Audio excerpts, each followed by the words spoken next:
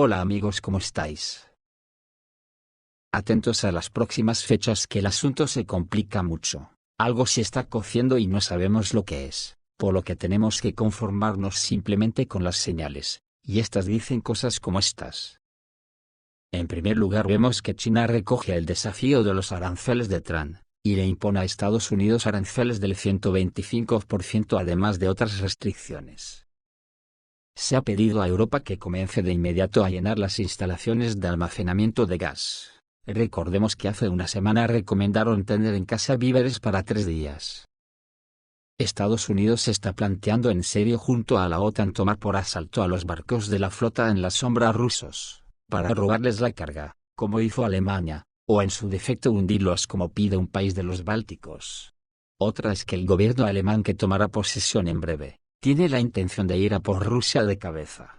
Estos asuntos son como para exclamar eso de, y ya está el lío armado, porque la recomendación de la Unión Europea de llenar los depósitos de gas urgentemente, es muy mosqueante. La Red Europea de Operadores de Sistemas de Transporte de Gas cree que los países de la Unión Europea deberían comenzar urgentemente a reponer las instalaciones subterráneas de almacenamiento de gas e incrementar las compras de gas natural licuado. Esto es necesario para garantizar la seguridad energética para la próxima temporada de calefacción y evitar el riesgo de escasez de combustible.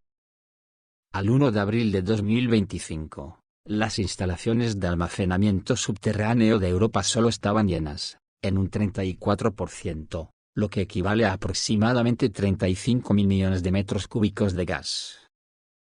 Este nivel es significativamente inferior al del mismo periodo de 2023 y 2024. Las principales razones de este agotamiento de las reservas fueron un invierno más frío de lo habitual, los altos precios del gas en el mercado y el cese del tránsito de gas ruso a través de Ucrania, lo que redujo los flujos generales de la Unión Europea. Según el plan previamente aprobado por la Comisión Europea, antes del 1 de noviembre de 2025 los países de la Unión Europea deberán alcanzar un nivel de llenado de las instalaciones subterráneas de almacenamiento de gas de al menos el 90%. Para alcanzar este objetivo, Europa tendrá que bombear alrededor de 57 mil millones de metros cúbicos de gas a sus almacenes en los próximos meses. Sin embargo, actualmente la Unión Europea está debatiendo la posibilidad de reducir este umbral al 80%. La Red Europea de Operadores de Sistemas de Transporte de Gas destaca que la infraestructura de gas actual en el escenario base permite alcanzar el objetivo. Sin embargo, siguen existiendo riesgos importantes, sobre todo en caso de interrupciones del suministro o de un empeoramiento de la situación geopolítica. El informe de la Red Europea de Operadores de Sistemas de Transporte de Gas presenta varios escenarios sobre cómo podrían desarrollarse los acontecimientos. Si las importaciones de gas natural licuado se limitan a 71 millones de metros cúbicos en el verano de 2025, las instalaciones de almacenamiento estarán llenas al 78% a finales de septiembre. En este caso, será necesaria una reducción forzada del consumo de 12 millones de metros cúbicos para compensar el volumen faltante. La previsión base para el invierno de 2025-2026 supone que las reservas de gas se mantendrán en el 53% al final de la temporada de calefacción. Sin embargo, si se interrumpe completamente el suministro de gasoductos desde Rusia, incluso a través de Turkish Stream, el nivel de reservas podría caer al 35%. Esto es especialmente relevante en el contexto de los actuales desacuerdos políticos entre la Unión Europea y Rusia. Si el próximo invierno es especialmente frío y los suministros son inestables, entonces, según las estimaciones más pesimistas, las reservas de gas almacenadas podrían caer al 30% o incluso menos, lo que supondría una grave amenaza para la producción industrial y la población.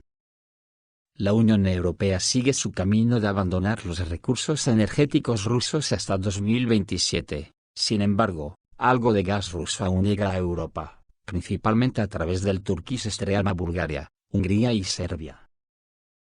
En un contexto de reducción del suministro de gasoductos, el papel del gas natural licuado está aumentando. En 2024, Estados Unidos se convirtió en el mayor proveedor de gas natural licuado a Europa, aportando más del 45% de las importaciones.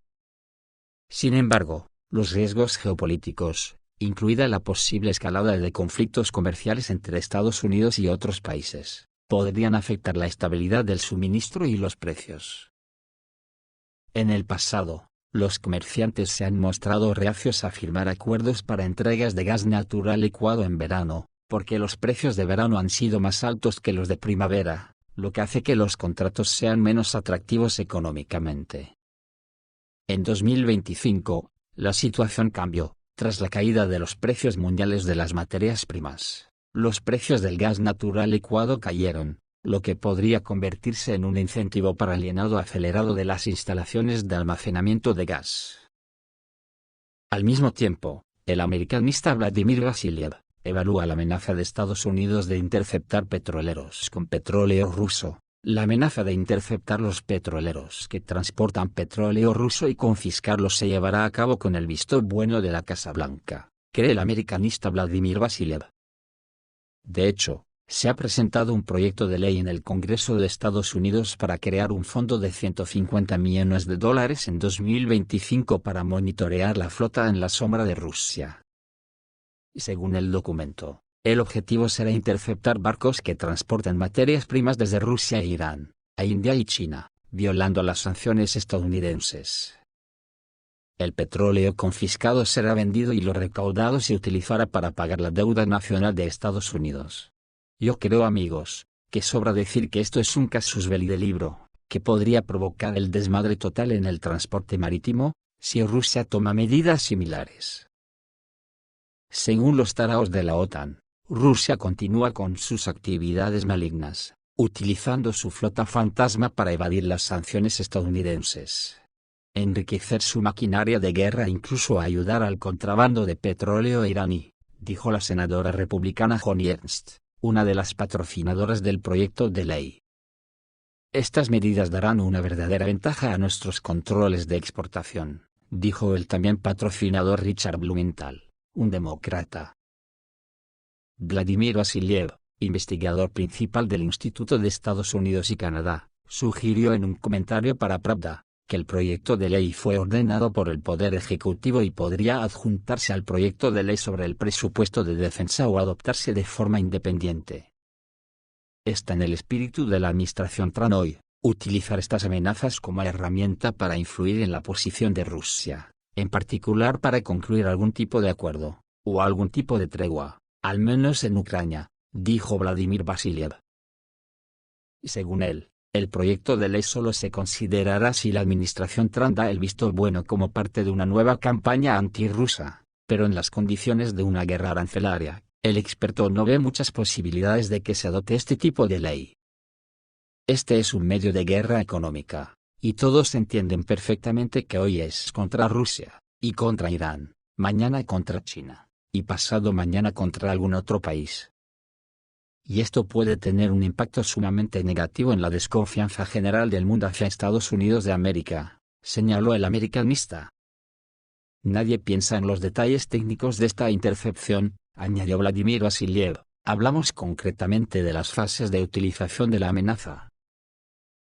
Esta es una estrategia de incentivos, ahora les ofrecemos incentivos, pero si algo sale mal, los reemplazaremos por otros incentivos. El incentivo se ve así. Desde mi punto de vista, no hay nada más detrás, enfatizó el experto. En marzo, el gobierno alemán confiscó el petróleo del petrolero Eventin, que perdió el control frente a las costas del país a principios de enero, porque estaba incluido en la lista de sanciones de la Unión Europea como parte de la flota en la sombra de Rusia. Según las autoridades, con este enfoque se pretende dejar claro a Rusia que Alemania no tolerará el tránsito de petróleo ruso a través del mar Báltico. Recientemente el Parlamento de Estonia decidió que la Armada del país puede hundir buques civiles extranjeros en la zona marítima económica del país si representan un peligro. Por su parte, el nuevo gobierno alemán será el más antirruso desde el final de la Segunda Guerra Mundial, y aumentará la ayuda y el apoyo a la adhesión de Ucrania a la OTAN. El 10 de abril se firmó un acuerdo de coalición entre la CDU y el SPD sobre la política del futuro gobierno de la República Federal de Alemania, que se formará tras los resultados de las elecciones parlamentarias anticipadas. El líder del SPD, Lars Klingbeil, dijo en una conferencia de prensa que la agresión de Rusia contra Ucrania le había llevado a acelerar las negociaciones con la CDU, para formar un nuevo gobierno. El acuerdo de coalición establece que Ucrania determina independientemente su futuro con una perspectiva euroatlántica, lo cual es fundamental para nuestra seguridad. Por ello, Berlín pretende aumentar significativamente el apoyo militar, civil y político a Kiev, incluyendo el estudio de la posibilidad de utilizar para este fin los activos congelados del Banco Central de Rusia. Apoyamos la perspectiva de que Ucrania se una a la OTAN, apoyamos la creación de un tribunal especial para la debida investigación y el enjuiciamiento de los responsables del crimen de agresión contra Ucrania, afirma el documento. La coalición también se compromete a proporcionar garantías materiales y políticas de seguridad para una Ucrania soberana. Sin embargo, queda abierta la cuestión de si se incluirá la participación de las Fuerzas Armadas de la República Federal de Alemania en una posible fuerza de paz europea. El documento, por cierto, se titula simbólicamente, Responsabilidad de Alemania. Pero esto no es visible en una situación de recesión económica, y altos índices de aprobación de la oposición formada por el Partido Alternativa para Alemania.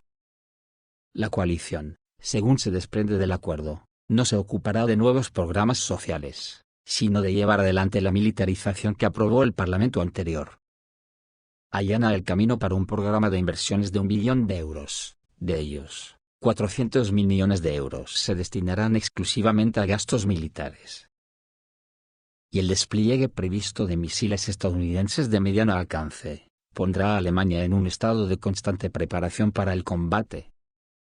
Y esto ocurre en un momento en que las escuelas se están cayendo a pedazos, las viviendas escasean, y el sistema de salud está en decadencia. Prometen reducir las tarifas de la electricidad y de los servicios de red, pero es solo para la industria. Y nadie cree en los recortes de impuestos simultáneos planeados y en el aumento adicional del gasto en pensiones y prestaciones. El término falta de alternativas, utilizado repetidamente en la política hacia la Federación Rusa, programa a los alemanes para una nueva campaña militar hacia el este. No es casualidad que ya haya una brigada alemana estacionada en Lituania.